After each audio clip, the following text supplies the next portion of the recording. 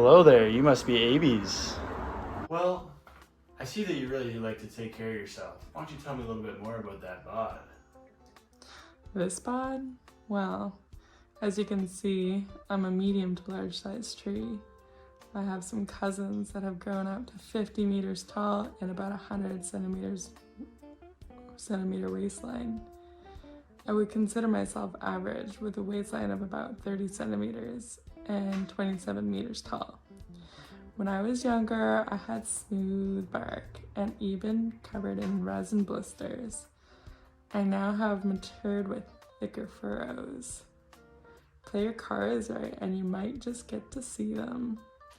I like to keep a slim figure and my branches are short and stiff as I spend most of my life in the snow. My needles are flat, blunt, notched at the tip with 2 stomata bands underneath. They give good back scratches. My seed cones are a deep purple and my pollen cones are more of a bluish color.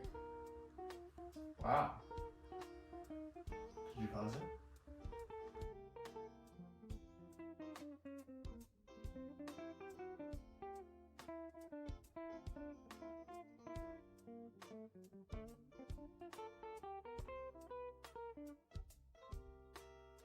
Well, it's nice to know a little bit more about that figure and those physical characteristics. How about where you grew up?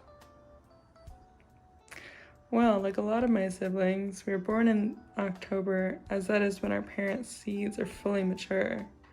A lot of my siblings' growth was stunted due to the conditions at our birthplace.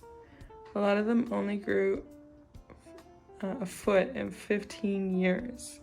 It's tough growing up in a place where the warm seasons are so short. Yeah, always good to know about the family and where you came from. What places do you hang out at? Like in my spare time? Well, trees of my kind can be found in Western America.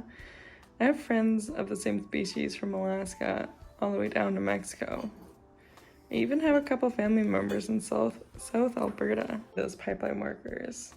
Personally, I'm from the eastern part of Vancouver Island.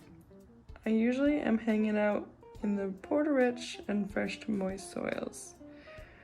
We can be found from sea level all the way up to 2,750 meters in elevation. What kind of friends do you have?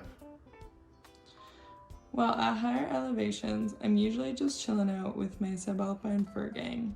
If I'm staying at lower elevations, you can usually find me with the Engelmann spruce on the coast. What are some things that are an absolute no-go for you in a relationship? Well, I'm really not a fan of super strong winds, as I have seen them suppress the growth of a lot of my siblings. I also dislike fires, as they have wiped out a lot of my friend groups over the years. Thanks. If you're thinking about bringing insects into the equation, I'm going to have to leave right now. I've lost too many friends to the western budworm, balsam bark beetle, and the balsam woolly. I also hate fungi. This stuff is gross, so I hope you have good hygiene. Good to know, Abies. I don't think we're gonna have any problems there. Now, this may seem like a cheesy pickup line, but if I were a sawmill, what kind of lumber do you think that we would make? Well, that is one I've never heard before. Let me think. I say a lot of trusses, plywood veneers, crates, doors, you know, stuff for residential and commercial structures. What can I say? I'm a bit of a basic BL.